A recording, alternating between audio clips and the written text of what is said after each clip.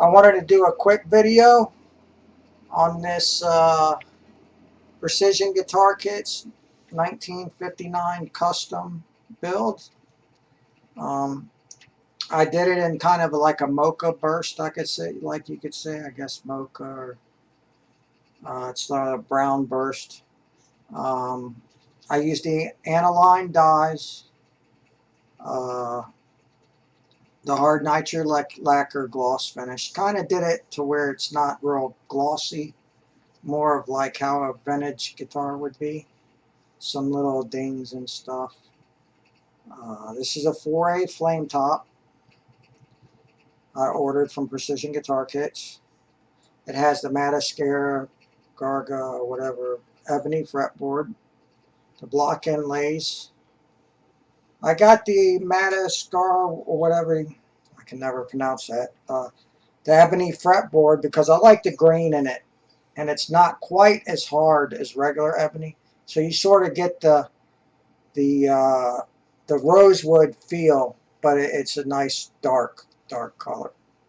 And I ordered it with a solid Honduran Mahogany one-piece body. Kind of hard to see the mahogany because I did it in a dark brown. And I just put a thin flash coat of lacquer so you can still see the grain. It has a one-piece Honduran mahogany neck and the Grover tuners.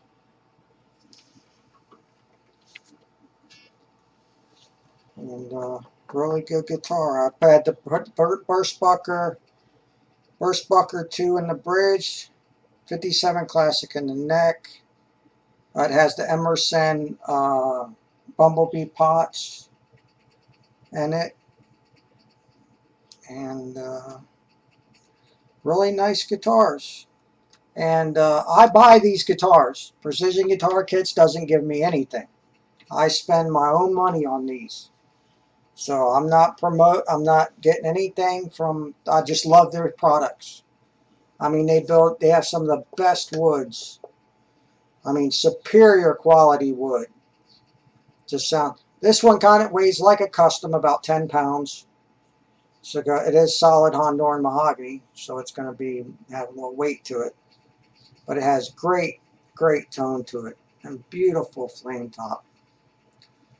Beautiful top on this. I mean, absolutely stunning.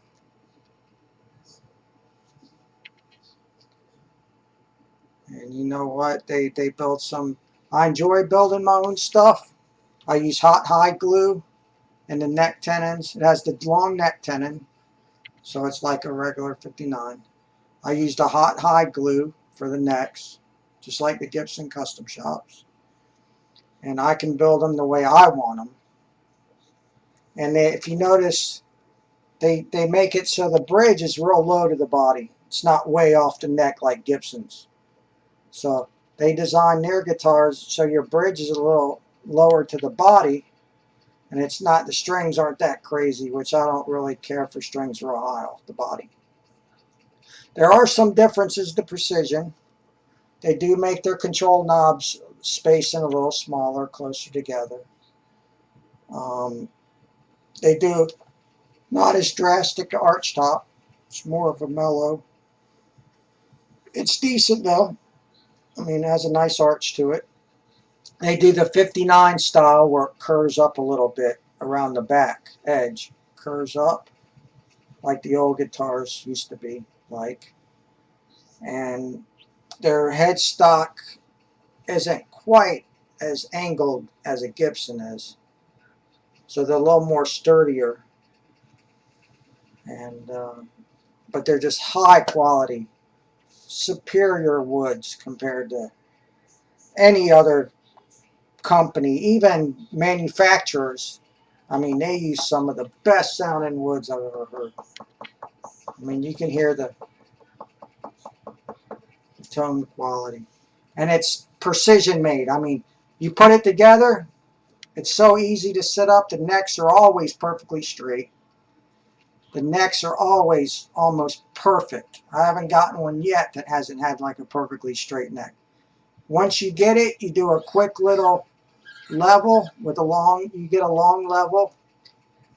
Tape or glue 400 grit sandpaper to it, and you just put the neck straight with a straight ruler. I cut out the grooves for each fret and put the straight edge ruler on there and get the neck perfectly level. And then I just take the level, one of those long levels with the sandpaper, and just lightly go over it just to get it, put like black marker lines on each fret, so then you can see when you get each line off the fret, then that means it's perfectly level. Just use like an 800, 1200, 3000 grit sandpapers, and then you're done. It'll play perfect every time. I mean, no buzz, super low action. You can see how low this is. It's super low. And there's no buzz anywhere. I mean, they make some of the straightest, most beautiful necks I've ever seen. Excellent quality. As far as, you know, neck work is unbelievable and fret work. So I highly recommend their guitars. And this is as good as any Gibson custom shop, I'll tell you that right now. If not better. Kind of have my amp, I did a quick review, so I haven't got my amp really set up that good. So, I mean, I just made the guitar, so kind of fiddling with it a little bit. I use the Gibson aluminum historic tailpiece. I use a Gibson ABR1 bridge, bone nut, all Gibson pickups, the Grover tuners. And you know what? This is like a half or a third the cost of a custom shop. You're looking at $6 grand for a custom shop. And it's probably not even going to be as nice as this guitar. And look at the top on this. Amazing. I mean, you can get this all together. This build probably cost me $1,600 for everything. You know, it's about $1,000 for the body and the neck. And then by the time and putting all my hardware on it, brand new pickups. The pickups are $300. I bought these brand new. These are not used pickups. I bought these brand new, which were about $300. So that was a major cost there. But I love the Burstbucker 2 in the lead. That's the best one. That's what Gibson puts in most of their custom shop guitars, is the Burstbucker 2. The 59s, they use these Burstbucker 2s. And I love the 57 Classic. That's one of my favorite pickups. So check out the video. Go to Precision Guitar Kit. The guys Phil's really cool there. I bought in so many guitars from them. And they're just unbelievable build quality. Unbelievable. And they got special deals going on now. So check them out. Now, when you get your guitar kit, the first thing you want to do in building it is you want to stain your top, stain the back and sides. And before you do that, you check it for any kind of scratches or anything. And usually they're pretty good. You don't have to really do too much. Because once you put the stain on, I use water and aniline dye. So once you put the water and aniline dye on, it's going to get a little rough. You got to sand it down. Put the dye on again, sand it. And you do your amber first. And then you mix in on the side. You just go around, get it darker and darker. And as you do it, you put your stain on. And then with the water on a rag, kind of blend in the edges. You know, it's a little art to it, but there's so many videos on YouTube. I'm not going to go and do a video on builds because everybody has them. So you can see how they put the stain on. What I do is I put the stain on the top, get it the color I want it. This cherry stain or whatever stain you put on the back. I use water with just a napkin or a rag. Wipe it off. And then after you do that, you put sealer on it. Get sanding sealer. Nitro cellulose sanding sealer. From Stu Mac, it's a spray can. A color tone sander sealer, it's a spray can. You put like 2 coats of sealer all over the guitar. Okay, make sure you tape up the fretboard.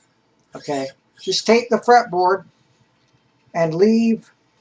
When you stain it, I tape up all around this edge. Cut it with a razor. because it's easier when you go to scrape it. It's not like you got to do a lot of scraping. Gibson doesn't do it, but I do it because sometimes that stain soaks in and you'll see a little red. So I usually tape it with masking tape and cut it with the razor.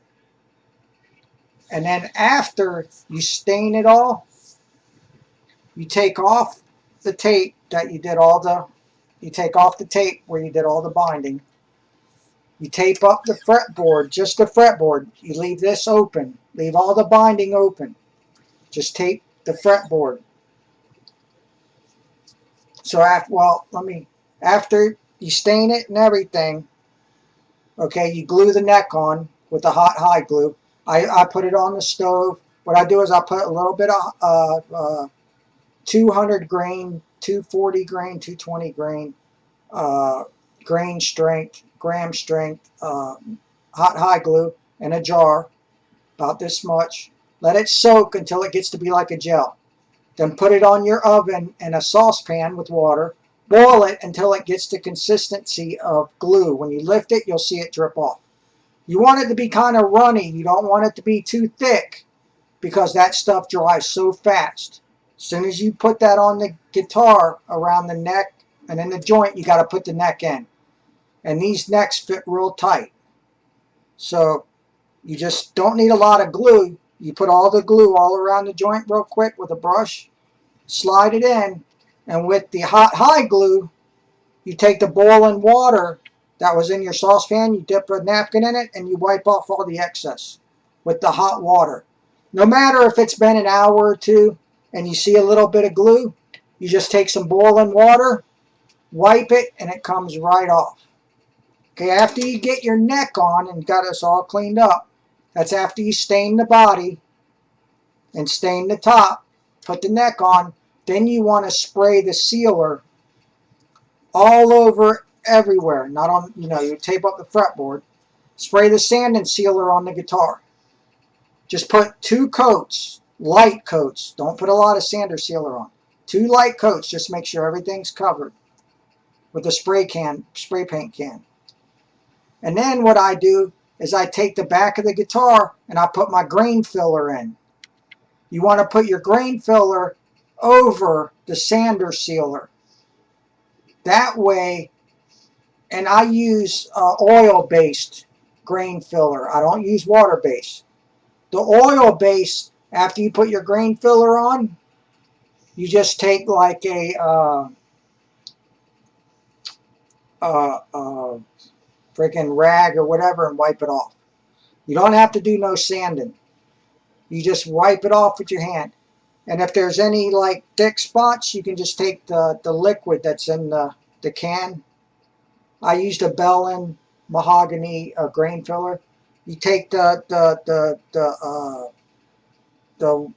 oil that's inside there, it'll take it off. So you put your grain filler. I usually make sure it's thin. You can use the whatever's in the can with the lumpy stuff, and you can thin it out to get the cream thickness you want for the grain filler. You got to do that 2-3 times on the mahogany. Let it dry overnight. Do it. Put another coat. Do it. Put another coat. Do it. Because it takes a few buildups to get that consistency. And what the sander sealer will keep it from getting in any of the plastic, discolor, and anything. And it makes it a lot easier to put the grain filler. Because once you wipe it off, you still have the color of underneath. You'll still have the color of your stain. And the grain filler will just cover any indentions that was left. Then after you do that, then you get your, I use an HVLP sprayer. Just one of the Home Light portable HVO sprayer. Now with those portable, those ones are like 80, 100 bucks. I used a Home Right Finish Max. And you got to thin it out. You got to use lacquer thinner with the lacquer to get a nice clean coat on it. So I spray it with that, like it takes me about an hour to spray the guitar. This lacquer dries super fast. In a couple of minutes it's dry, hard as a rock, because it has a catalyst in it. So Once you spray the bell hen gloss lacquer on here, you put like a few coats on. I put like 3, 4, maybe 5 coats. And that's it. Let it sit a few days, then buff it out, and you're done. I use 400 grit at first. Stay away from all the edges with the 400 grit. Just kind of go, don't get too close to that edge, because anywhere there's like a little lip, the 400 is going to go right through that finish. So you want to be careful with that. Just stay on the flat parts. All the flat parts. You can do all this with the 400. Get close to the edge, but don't get on the edge. Then you go to an 800 grit. You can and just put the pressure. Don't put no pressure. Let the sandpaper do the work. 400 grit, don't put no pressure. 800 grit, you can put a little bit of pressure. 1500 grit, you can put a little more pressure. And then you end on 3000 grit, and you can do all the edging with the 3000 grit, and it won't take it down to the wood. And then you end up with the 3000 grit. Then I use McGuire's compound and then a wax, and you're done. And that's all it is to build a guitar. It takes about 4 days, 3 to 4 days to build this guitar. And it's a little bit of an art, but you watch the videos, you'll see how people do it. So check it out, and it's not bad. It's pretty simple to do. You know, I use the Grover tuners. They're easy to put in. The grommets under here for this is about the hardest part to do. You know, you got to beat them in with that. But I use wax. You put wax around it first. Put wax on, candle wax, and they'll slide. They'll go right in. And then this is just ABR1. You just use 2 bolts to tighten, and then you take a socket and just tighten the top bolt so they're up against each other, and that'll screw right in. You don't have to thread it or nothing. It'll screw right in. And then just line up your pickups. Put a ruler along the side to make sure they're even. I've been doing it so long I can pretty much eye it up to where it's pretty much perfect. I mean, I'd still put a little straight edge along here and make sure. I usually put the bridge on, and then I can see where the strings are to the pickup when I put the pickups in. Wiring, that's all simple stuff. That's about it. It's not very hard to make these guitars. The HVA sprayer, the HVLP home right sprayer is $100. It's all in one, and it works great. I mean, the finish comes out really nice. And check it out. Hope you liked the video.